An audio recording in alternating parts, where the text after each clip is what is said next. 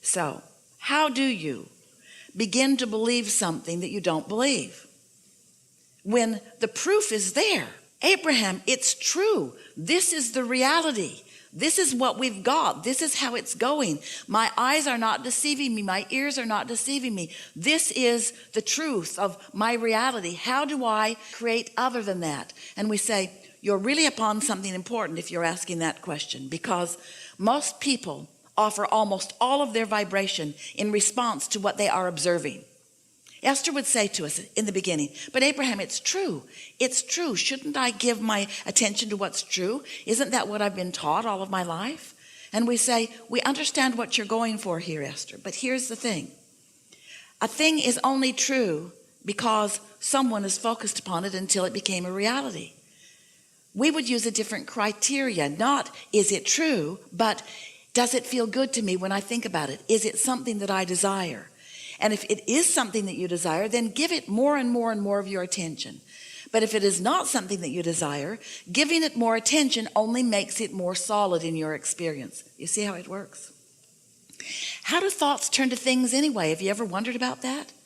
Do you see any pipelines trucking in new fuel from other planets?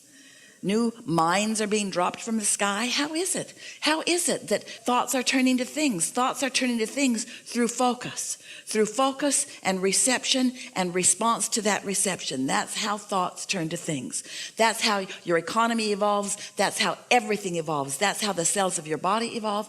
Every part of evolution, which is what your eternalness is all about, is about thoughts turning to things. And so that's what we want to talk to you about. We want you to begin addressing yourself more vibrationally rather than physically, because the physical parts of you, the physical things that you are giving your attention to, those are already manifested. That's already done. That's like gum that you've chewed the flavor out of. That really is not where you want to put your attention. You want to put your attention upon where you are going.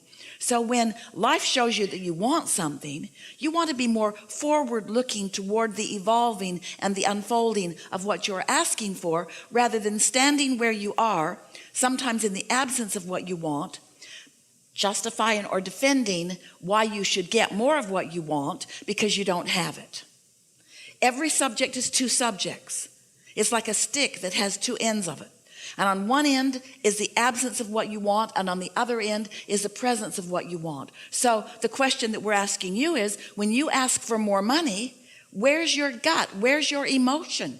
Are you standing in a feeling of desperation? Are you standing in a feeling of disappointment? Or are you standing in an attitude of appreciation and anticipation? Where's your vibration relative to the things that you're asking for? Are you more of a vibrational match to what you want, or are you more of a vibrational match to its absence? Are you more of a vibrational match to the problem or the solution, to the question or the answer?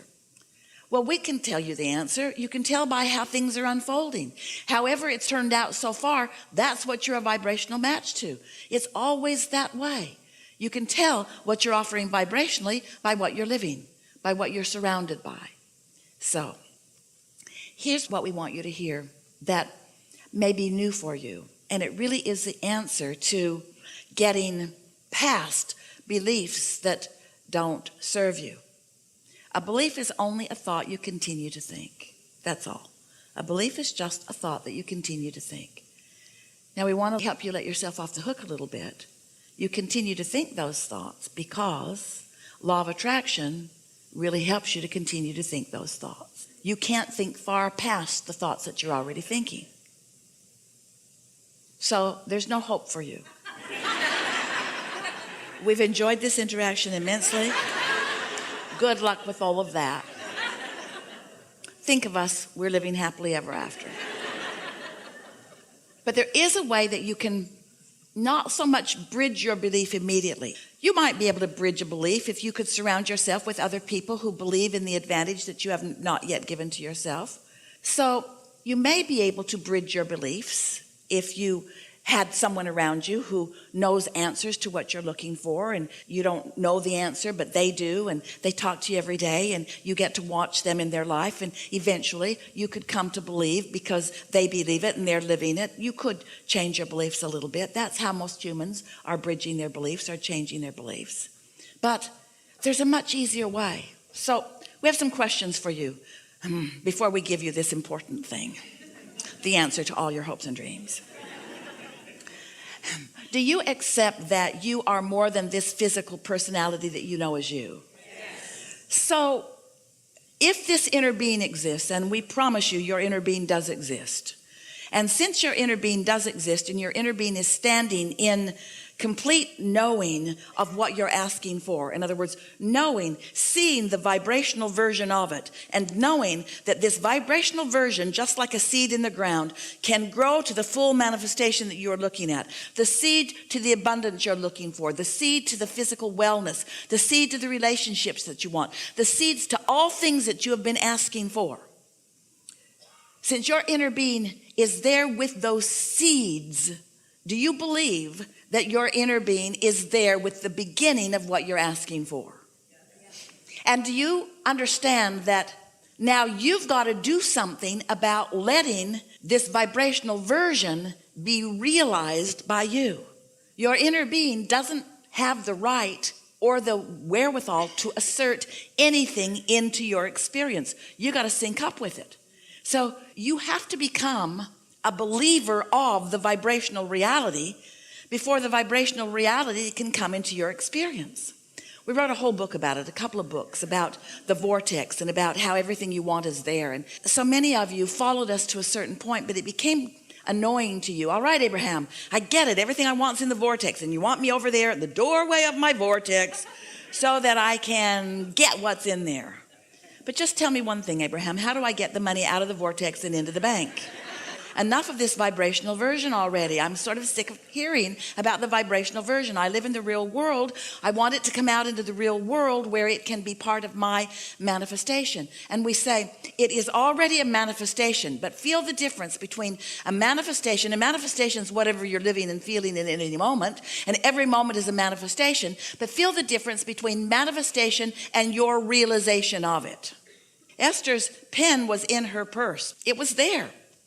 But her realization of it wasn't, so it might as well have not been there because she didn't have hold of it. You see what we're getting at?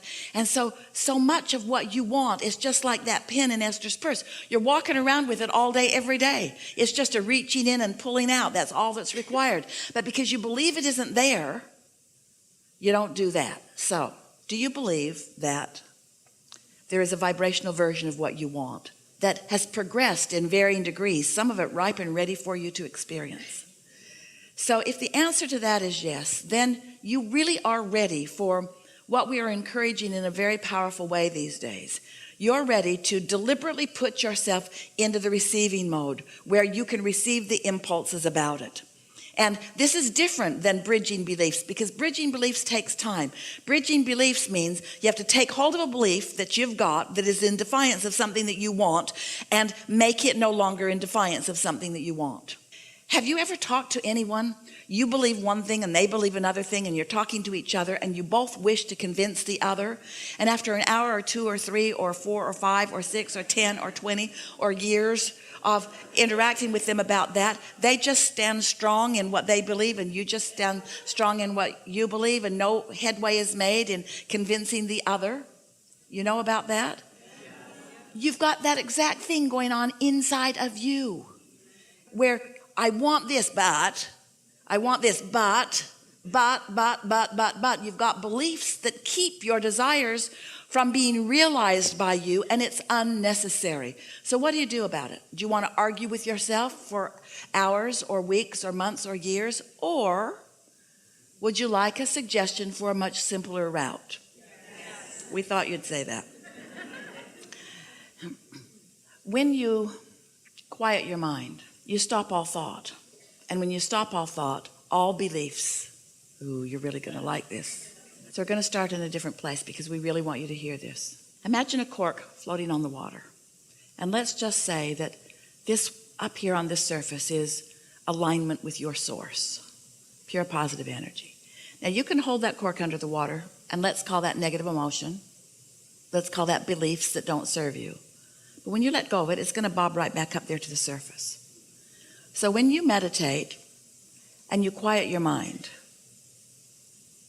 you bob back up to the surface. And when you bob back up to the surface.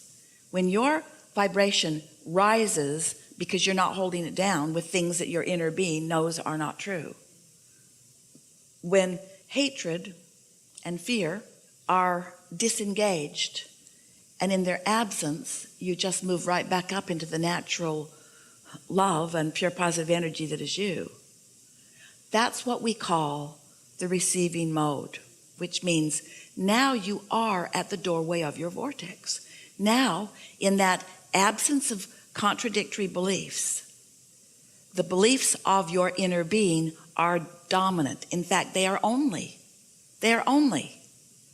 When you meditate and quiet your mind and allow your vibration to rise, now you are only the frequency of your inner being. Now think about what we've been talking about already here today. So here's your inner being and this vibration, and here's you and this vibration, and everything you feel is about the mix of that. If you are in tune with your inner being, you feel wonderful. If you're not, you feel less wonderful to varying degrees, all the way over to awful. But when you meditate and quiet that part of your vibration, and your vibration rises, now you are at the doorway of your vortex. Now you are in the receiving mode. Now what your inner being knows about everything, and what your inner being knows mostly about is you, now it is your knowledge too. And so now ideas begin to flow to you through your path of least resistance. So when you are in meditation and a thought comes to you, that thought is a thought worth listening to, because it's not from this receptive mode of fear. It's from this receptive mode of knowing who you are, what you want, what's in your vortex, what's already been allowed by you to play out. Your inner being knows where you stand in relationship to everything you want, and knows your path of least resistance to guide you to it. Isn't that nice? So you're at the doorway of your vortex, and you might not be ready yet to translate into words like Esther is doing here, but you'll receive impulses, maybe an impulse to do something or an impulse to call someone. But then you're going to get back into your day. And as you get back into your day and you start observing what's going on in your day, you're probably going to reintroduce more resistance back into your experience. So the closer to meditation, the more likely you are to more clearly receive the answers that you've been listening for. The further into the day you get, the more you're going to start behaving like you usually do.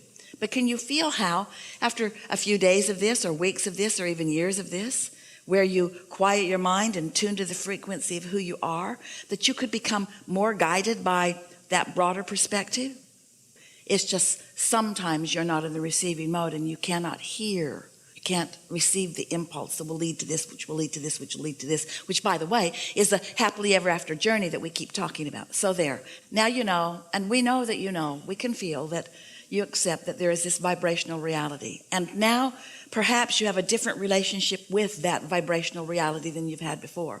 And now perhaps you'll be listening more for that. And now perhaps you'll do it the easy way, which is meditate every day for 15 or 20 minutes and quiet your mind so that you get better and better at feeling those impulses. And then one more thing we want to say to you, and then we want to talk to you about whatever you want to talk about.